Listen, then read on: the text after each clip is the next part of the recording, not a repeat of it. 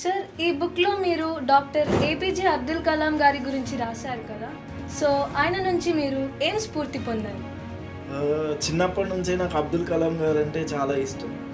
నేను 6th standard, 7th స్టాండర్డ్‌లో ఉన్నప్పుడే అబ్దుల్ కలాం గారి గురించి ఆయన ఒక సైంటిస్ట్‌గా, ఒక మంచి మోటివేటర్‌గా, ఒక మంచి రచయితగా కొన్ని పుస్తకాలు నేను చూడడం జరిగింది. వాటిని చదివినప్పుడు ఆయన కూడా కంపేర్ చేసుకున్నప్పుడు అబ్దుల్ కలాం గారి యొక్క జీవితం నా జీవితంలో కూడా పేదరికం అనేటటువంటిది అబ్దుల్ కలాం గారి జీవితంలో ఉంది, నా జీవితంలో ఉంది. పేదరికాన్ని జయించి ఆయన ముందుకెళ్ళడం జరిగింది. ప్రపంచ ప్రఖ్యాతిగాంచినటువంటి ఒక సైంటిస్ట్గా, మిసైల్ మ్యాన్ ఆఫ్ ఇండియాగా, ప్రెసిడెంట్ ఆఫ్ ఇండియాగా ఆయన పనిచేయడం అంటే పల్లెటూరిలో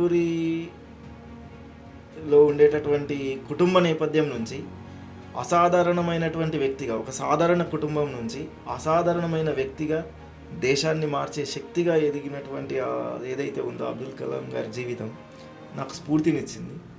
అందుకనే ఈ పుస్తకం మొత్తం కూడా అబ్దుల్ కలాం గారి ఆలోచనలను, ఆయన యొక్క